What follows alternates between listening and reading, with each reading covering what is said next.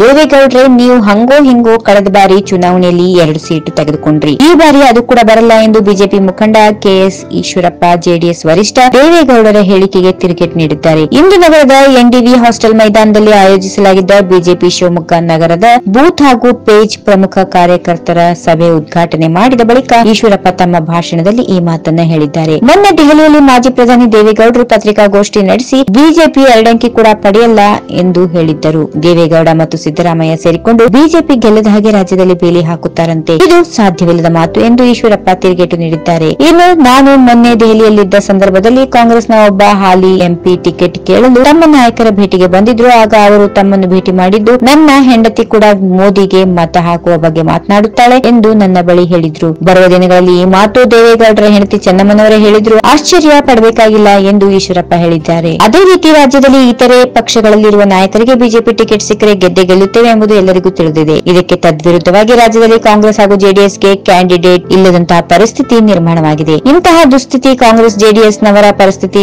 ಇದ್ದರೆ 1 ವರ್ಷದಿಂದ ಆಡಳಿತ ನಡೆಸುತ್ತಿರುವ ಕಾಂಗ್ರೆಸ್ ಹಾಗೂ ಜೆಡಿಎಸ್ ನವರು ಸದ್ಯ ಅವರವರೇ ಚಾಕು ಹಾಕಿಕೊಂಡು ಕೊಲೆ ಮಾಡಿಕೊಂಡಿಲ್ಲ. ಅವರಲ್ಲಿ ಒಬ್ಬರಿಗೊಬ್ಬರು ನೋಡಿದರೆ ಆಗದ ಪರಿಸ್ಥಿತಿ ನಿರ್ಮಾಣವಾಗಿದೆ ಎಂದು ಈಶ್ವರಪ್ಪ ವ್ಯಂಗ್ಯವಾಡಿದ್ದಾರೆ. ಅದರಂತೆ ಸ್ವಯಂ ಘೋಷಿತ ಮಣ್ಣಿನ ಮಗ, ಸ್ವಯಂ ಘೋಷಿತ ಹಿಂದುಳಿದ ನಾಯಕ ಎಂದು ಸಿದ್ದರಾಮಯ್ಯ ಮತ್ತು ಕುಮಾರಸ್ವಾಮಿ ಹೇಳಿಕೊಂಡು ಓಡಾಡುತ್ತಿದ್ದಾರೆ. ನಾವೇನು ಕಲ್ಲಿನ ಮಕ್ಕಳು ಎಂದು ಈಶ್ವರಪ್ಪ ಪ್ರಶ್ನೆ ಮಾಡಿದ್ರು. 43 ವರ್ಷದ ಯೋಧರ ಹತ್ಯೆಯ ಬದಲಾಗಿ 250ಕ್ಕೂ ಹೆಚ್ಚು ಉಗ್ರರನ್ನ ಹತ್ಯೆ ಮಾಡಿ ನಮ್ಮ ಯೋಧರು ಸೇಡು ತೀರಿಸಿಕೊಂಡಿದ್ದಾರೆ. ಪ್ರಪಂಚದ ಮುಸಲ್ಮಾನ್ ರಾಷ್ಟ್ರದವರೇ ಈಗ ಗಂಡು ಗಲಿ ಪ್ರಧಾನಿಯಾಗಿ ನರೇಂದ್ರ ಮೋದಿ ವಹಿಸಲಿ ಎಂದು ಅನಿಸಿಕೆ ವ್ಯಕ್ತಪಡಿಸಿದ್ದಾರೆ. ಒಂದೇ ಒಂದು ಭ್ರಷ್ಟಾಚಾರದ ಕಪ್ಪು ಚುಕ್ಕಿ ಇಲ್ಲದ ನರೇಂದ್ರ ಮೋದಿ ಮತ್ತೆ ಪ್ರಧಾನಿಯಾಗುವುದು ನಿಶ್ಚಿತವಾಗಿದೆ ಎಂದು ಹೇಳಿದ್ದಾರೆ. ಇನ್ನು ಪಾಕಿಸ್ತಾನ ಇದೇ ರೀತಿ ತಲೆಹರಟೆ ಮಾಡ್ತಾ ಇದ್ರೆ ಪ್ರಪಂಚದ ಭೂಪಟಲದಲ್ಲಿ ಪಾಕಿಸ್ತಾನವೇ ಇರೋದಿಲ್ಲ ಎಂದು ಎಚ್ಚರಿಕೆ ಕೂಡ ಈ ವೇಳೆ ನೀಡಿದ್ದಾರೆ. ಒಂದು ಕಡೆ ನರೇಂದ್ರ ಮೋದಿಗೆ ಪಾಕಿಸ್ತಾನ ವಿರೋಧ ಮಾಡ್ತಾ ಇದ್ರೆ ಮತ್ತೊಂದು ಕಡೆ ಸಿದ್ದರಾಮಯ್ಯ ಟೀಕೆ ಮಾಡುತ್ತಿದ್ದಾರೆ. ಮುಂದಿನ ದಿನಗಳಲ್ಲಿ ಏನಾಗಲಿದೆ ಎಂಬುದು ಕಾದ್ ನೋಡಿ ಎಂದು ಈಶ್ವರಪ್ಪ ಸವಾಲ್ ಹಾಕಿದ್ದಾರೆ.